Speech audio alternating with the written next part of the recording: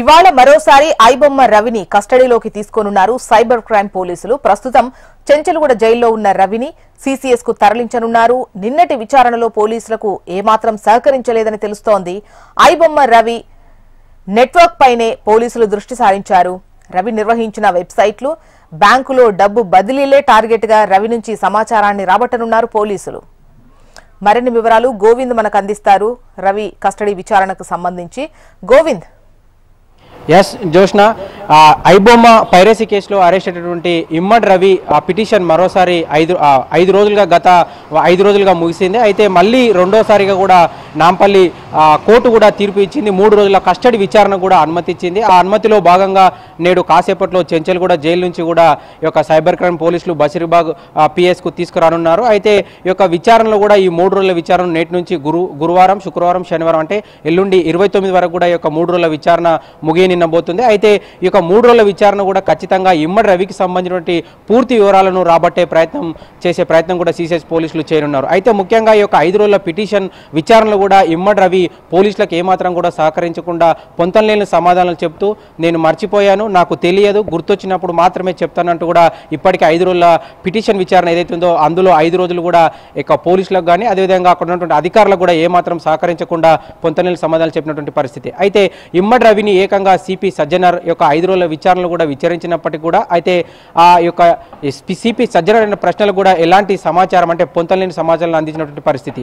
అయితే ఇమ్మడి రవికి సంబంధించినటువంటి 5 రోజుల విచారణలో ముఖ్యంగా మనం యొక్క పోలీసుల విచారణలో భాగంగా వెలుగు తీసినటువంటి విషయాలను మనం ఒకసారి పరిశీలించినట్లయితే ముఖ్యంగా ఇమ్మడి రవికి సంబంధించినటువంటి యొక్క విదేశీ పౌరసత్వం ఏదైతుందో అంటే భారతదేశ పౌరసత్వాన్ని 2022లో వదులుకోవడం. అయితే ముఖ్యంగా ఈయన ఒక కరేబియన్ దీవుల్లో ఒక ఆఫీస్ కేంద్రాన్ని ఏర్పాటు చేసుకొని అక్కడ 20 మంది యువకులను ఏర్పాటు చేసుకొని కూడా ఒక పబ్లిక్ డొమైన్ అంటే ఈ యొక్క సర్వర్ డొమైన్లు ఏవైతున్నాయో వాటిని కొనుగోలు చేసి ఈ యొక్క మూవీ రూల్స్ నుంచి అదేవిధంగా తమిళ్, హిందీ వెబ్సైట్ల నుంచి కూడా సినిమాలను కొనుగోలు చేసి అంటే పైరసీ సినిమాలను కొనుగోలు చేసి అవి హెచ్డి క్లారిటీ ఉండే విధంగా కూడా మేనేజ్మెంట్ డిజిటల్ కంటెంట్ క్లారిటీ ఉండే విధంగా కూడా దాంట్లో భారీ ఎత్తున డబ్బులు వెచ్చించి సినిమాను కొనుగోలు చేసి ఈ యొక్క ఐబొమ్మ బప్పంలో కూడా అప్లోడ్ చేయడం. అయితే అప్లోడ్ చేసిన వెంటనే ఈ యొక్క వ్యూవర్స్ ఎవరైతే ఉన్నారో అంటే యువకులు కానీ అంటే సినిమా ప్రేక్షకులు ఎవరైతే ఉన్నారో సినిమా కోసం ఐబొమ్మ బప్పం వెబ్సైట్లకి రావడం అంటే సినిమాను ఓపెన్ చేసి చూస్తుండగా మధ్యలో కూడా ఈ యొక్క 1x 1win అనే ఆన్లైన్ బెట్టింగ్ అదే ఆన్లైన్ గేమింగ్ యాప్లకు సంబంధించి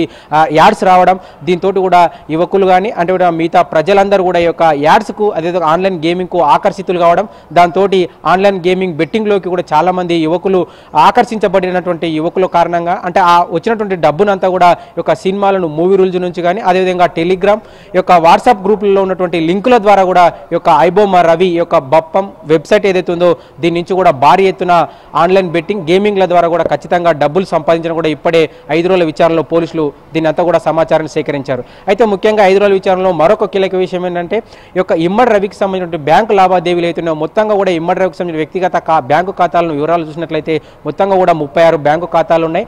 ఇందులో 36 బ్యాంకు ఖాతాలు కూడా కేవలం 4 బ్యాంకు ఖాతాల్లోనే ఏకంగా 20 కోట్లు డబ్బులు కూడా సంపాదించినట్టు కూడా 4 బ్యాంకు ఖాతాల ద్వారా ఆ పోలీసులకు సమాచారం అందింది. అయితే ముఖ్యంగా ఇందులో 20 కోట్లలో కూడా ఇది కేవలం 17 కోట్లు కూడా మొత్తాన్ని కూడా విదేశీ పర్యటనలకు మాత్రమే అంటే విదేశీ టూర్ల మీద పిచ్చి ఉండడం, విదేశీ పార్ట్నర్స్ టూర్స్ చేస్తూ కూడా విదేశాల్లో జల్సాలుగా అంటే హోటళ్లలో పెద్ద హోటల్లో ఉంటూ కూడా ఈ యొక్క జీవిత విలాసమైనటువంటి జీవితాన్ని గడిపేందుకు కూడా ఆ యొక్క మక్కువతోటి కూడా ఈ యొక్క 17 కోట్లు ఖర్చు చేశారంటూ కూడా పోలీసులు విచారణ తెలిసి రావడం. అయితే ముఖ్యంగా మిగిలినటువంటి 3 కోట్లు ఏవైతున్నాయో అంటే ఫ్రాన్స్ నుంచి కూకట్పల్లికి వచ్చినటువంటి నవంబర్ 14న ఇప్పటి వరకు చేసిన విచారణలో ముఖ్యంగా కేవలం రవి మాత్రమే వినిపిస్తోంది.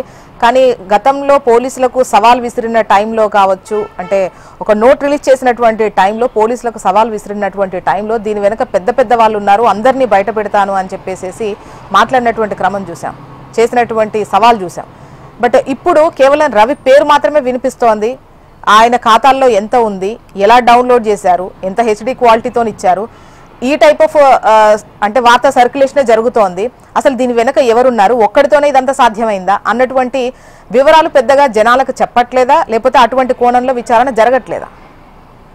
అయితే ఈ యొక్క 5 రోజుల విచారణలో ఇమ్మడి రవికి సంబంధించినటువంటి తన వెనుక ఉన్నటువంటి వ్యక్తుల గురించి కానీ తను తన వెనుకున్న టీం ఏదైతే ఉందో దాని టీం పనితీరు కానీ, తన వెనుకున్నటువంటి వెబ్సైట్ల వివరాలు కానీ, ఐపీ అడ్రస్లు కానీ, అదేవిధంగా తన వెనుకున్నటువంటి సాంకేతిక నైపుణ్యానికి సంబంధించిన ఈ యొక్క శిక్షణను ఏ విధంగా పొందారని కూడా ఇప్పటికే పోలీసులు 5 రోజుల విచారణలో రవిని ప్రశ్నించినప్పటికీ కూడా తన యొక్క హార్డ్ డిస్కులు కానీ, అదేవిధంగా ల్యాప్టాప్లు, అదేవిధంగా తన యొక్క మొబైల్ నంబర్ను, అదేవిధంగా బ్యాంకు ఖాతాల వివరాలు, ఇప్పటికే బ్యాంకు ఖాతాల వివరాలు కూడా పోలీసులు సేకరించి ఈ అన్ని వివరాలు కూడా ఆ టేబుల్ ముందు ఉంచి ఆయన ముందు ఉంచి కూడా ప్రశ్నలు సంధించినప్పటికీ కూడా ఇమ్మడి రవి ఎలాంటి సమాధానం ఇవ్వకుండా పొంతనలేని సమాధానాలు ఇస్తూనే నాకు తెలియదు, గుర్తులేదని చెప్తూ తలా ఊపుతూ మాత్రమే సమాధానాలు ఇచ్చాడు. కానీ ఎలాంటి సమాచారం మాత్రం పోలీసులకు అందజేయలేదు. అయితే ముఖ్యంగా ఇమ్మడి రవికి సంబంధించిన బ్యాంకు లావాదేవీలు ఏవైతున్నాయో కేవలం ఇమ్మడి రవి తను ఈ యొక్క పైరసీ వెబ్సైట్లు ఏవైతున్నాయో తమిళ్, హిందీ నుంచి సినిమాలను మాత్రమే కొనుగోలు చేశాను, ఈ యొక్క వెబ్సైట్ మాత్రం తను మాత్రమే క్రియేట్ చేశాను. అయితే ఈ యొక్క ఐబొమ్మ రవికి సంబంధించినటువంటి ఈ బప్పం ఏదైతే క్రియేషన్ ఉందో ఈ యొక్క పోస్టర్ క్రియేషన్ మాత్రం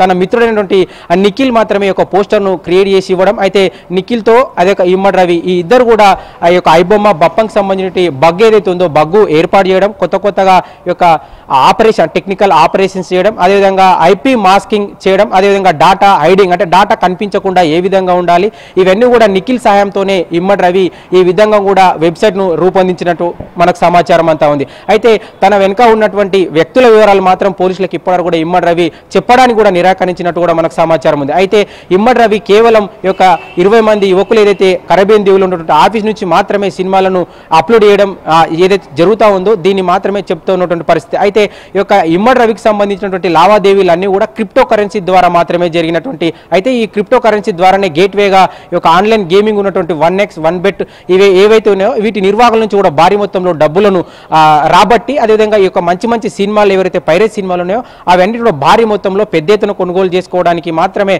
ఈ యొక్క మూవీ రూల్స్ను వాడుకొని అంటే మూవీ రూల్స్ నిర్వాహకులకు డబ్బులను చెల్లించారు. కాకపోతే ఈ యొక్క విచారణలో మాత్రం మూవీ రూల్కి సంబంధించిన యజమాని కానీ, అదేవిధంగా హిందీ వెబ్సైట్ ఏదైతే ఉందో హిందీ తమిళంకు సంబంధించినటువంటి ఈ యొక్క వెబ్సైట్ నిర్వాహకులను మాత్రం అంటే తన వెనుకున్నటువంటి తనకు సహకరిస్తున్నటువంటి సినిమాలు సప్లై చేసినటువంటి వ్యక్తుల వివరాలు మాత్రం చెప్పడానికి మాత్రం ఇమ్మడి రవి సుముఖత వ్యక్తం చేయకుండా కేవలం పోలీసులకు అంటే సిసిఎస్ పోలీసులకు మాత్రం సమాధానాలు దాటవేసే ప్రయత్నం చేస్తూనే ఈ యొక్క 5 రోజుల విచారణ కూడా సమయాన్ని వృధా చేస్తూ అంటే సమయం యొక్క పోలీసులు అడుగుతున్న కొద్దీ అంటే తనను ముందు అన్ని వివరాలు అంటే ప్రూఫ్స్తో అంటే ఆధారాలతో సహా తన ముందు ఉంచి వివరించినప్పుడు కూడా ఇమ్మడి రవి ఎలాంటి సమాధానం ఇవ్వకుండా తన వెనుక ఎవరు లేరు, ఇది అంతా కూడా కేవలం నేను మాత్రమే చేశాను, సినిమాల మీద మక్కువ ఉండి అదేవిధంగా ఈ యొక్క ఆన్లైన్ వెబ్ డిజైనర్ ఏదైతే ఉందో ఆ వెబ్ డిజైనర్తోనే ఈ యొక్క సినిమా వెబ్సైట్కు అదేవిధంగా తన మిత్రుడైనటువంటి నిఖిల్ అదేవిధంగా సోదరి చంద్రిక కూడా ఈ యొక్క బ్యాంకు లావాదేవీలు జరిగినట్టు కూడా ఇప్పటికీ 5 రోజుల విచారణలో వెల్లడైంది. అయితే ఎటు కూడా తన వెనుకున్నటువంటి పెద్ద శక్తులు ఏవైతే ఉంటాయని ఇప్పటికే సోషల్ మీడియాలో అదేవిధంగా పోలీసులు ఇప్పటికే ఆరోపించినటువంటి ప్రశ్నలు సంధించినప్పటికీ కూడా ఇమ్మడి తను అనుకున్నటువంటి వివరాలు మాత్రం తను అనుకున్నటువంటి ముఠా వ్యవస్థకు సంబంధించినటువంటి